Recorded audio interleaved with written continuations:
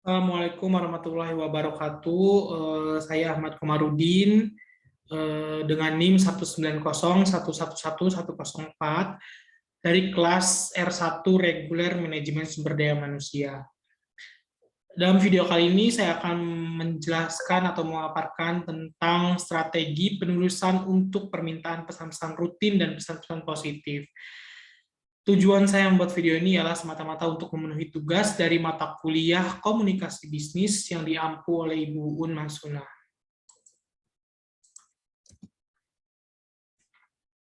Pemesanan produk baru kepada suatu perusahaan, pengiriman produk kepada pelanggan, pemberitahuan kebijakan insentif bagi semua karyawan, pemberian penghargaan bagi karyawan yang loyal bagi perusahaan, atau pemberian ucapan selamat kepada karyawan atau pegawai yang berprestasi baik, merupakan kegiatan-kegiatan rutin dalam dunia bisnis.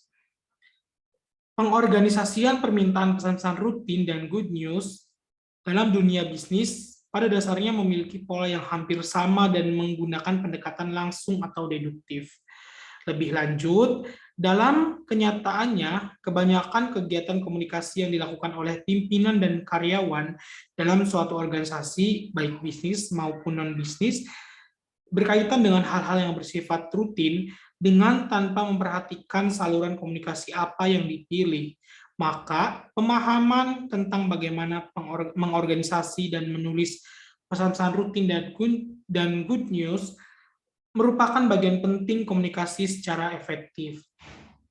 Kebanyakan pesan-pesan rutin, good news, dan goodwill diminati oleh pembaca karena pesan-pesan tersebut berisi informasi yang diperlukan untuk melakukan kegiatan bisnis setiap hari. Jika pesan-pesan itu tidak memerlukan suatu hal yang khusus, ditujukan kepada audiens dengan perbedaan budaya minimal, atau audiens yang cenderung tertarik pada apa yang disampaikan atau bersikap netral. Gunakan pendekatan langsung atau direct approach atau deductive approach untuk mengorganisasi pesan-pesan bisnis. Nah, mulailah dengan persyaratan ide pokok atau main ID yang jelas, ikuti dengan penjelasan secara rinci dan diakhiri dengan pernyataan keramahan atau courtesy dan harapan tindakan atau action yang diinginkan. Pendekatan secara langsung memiliki beberapa keunggulan dan kelemahan.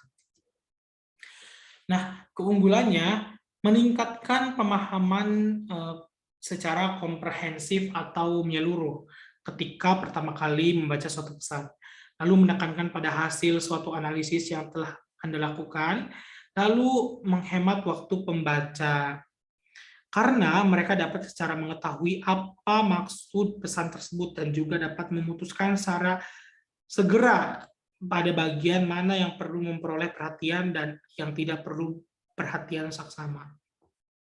Ada kelemahannya orang cenderung menyampaikan suatu pesan berdasarkan cara berpikirnya. Lalu kesulitan untuk mengubah pola pikir yang cenderung to the point, hal ini terkait dengan pola pendidikan sebelumnya yang telah diajarkan sebelumnya. Strategi permintaan pesan-pesan rutin. Pada umumnya, permintaan pesan-pesan rutin merupakan hal yang normal atau lazim dalam kegiatan bisnis. Dengan menggunakan pendekatan langsung untuk permintaan pesan-pesan rutin, apa yang diminta pada bagian awal atau permulaan dalam penyampaian pesan-pesan bisnis merupakan suatu hal yang perlu mendapatkan perhatian. Untuk menulis pesan rutin, mulailah dengan pernyataan ide pokok, dengan mengemukakan secara tegas apa yang diinginkan. Usahakan pernyataan awal lebih spesifik sehingga mudah dipahami oleh pembaca. Selanjutnya, ikuti penjelasan lebih rinci tentang bagaimana dan apa permintaan pesan-pesan rutin yang dikehendaki. Selain itu, pada bagian pertengahan dari pesan rutin perlu disampaikan pernyataan yang dapat menarik perhatian pembaca sebelum penjelasan lebih rinci yang disampaikan dalam penulisan pesan rutin. Pendekatan lain untuk bagian pertengahan dari permintaan rutin adalah dengan pendekatan tanya jawab atau ask question approach, seperti meminta informasi tentang spesifikasi produk, harga produk, sistem pengiriman produk, cara pembayaran produk, pemberian garansi, ukuran produk, warna produk, dan apa manfaat dan kegunaan produk. Pada bagian akhir dari permintaan pesan rutin, kemukakan pernyataan keramahan, apresiasi atau penghargaan, dan tindakan khusus yang diinginkan untuk memudahkan respon pembaca. Akan lebih baik kalau dicantumkan informasi penting yang dapat dihubungi segera, seperti alamat kantor, nomor telepon, termasuk telepon seluler, atau email, jam dan hari kerja, serta kontak informasi penting lainnya. Ada strategi penulisan pesan-pesan positif. Ketika sedang merespon secara positif penyampaian pesan-pesan good news dan goodwill, seseorang dapat menggunakan pendekatan langsung atau direct approach. Hal itu dilakukan karena pembaca pada umumnya tertarik atas apa yang ingin disampaikan. Tujuan yang ingin dicapai adalah mengkomunikasikan good news, menjawab semua pertanyaan, menyiapkan secara rinci apa yang diminta, dan memberikan suatu bentuk penghargaan yang baik terhadap pihak lain. Yang lebih penting, apapun bentuk permintaan yang diinginkan, usahakan selalu sopan, ramah, dan tidak emosional. Dalam penyampaian pesan-pesan bisnis yang positif melalui lisan maupun tertulis, bentuk pesan-pesan yang disampaikan akan mengikuti suatu formula yang sederhana, yaitu mulai dengan ide pokok yang jelas. Selanjutnya, bagian pertengahan, sampaikan penjelasan secara rinci atau supporting ID. Bagian ini memiliki porsi bahasan terbanyak dibandingkan dengan bagian awal dan akhir. Bagian akhir, pesan-pesan positif umumnya diakhiri dengan pemberian kesan yang baik atau pernyataan keramahan, close courtesy, dan pernyataan harapan tindakan khusus yang diinginkan oleh pembaca. Nah, untuk lebih jelasnya, berikut adalah penjelasan tambahan yang berkaitan dengan komponen penting dalam penulisan pesan-pesan positif. Yang pertama, yang A, ada ide-ide pokok yang jelas.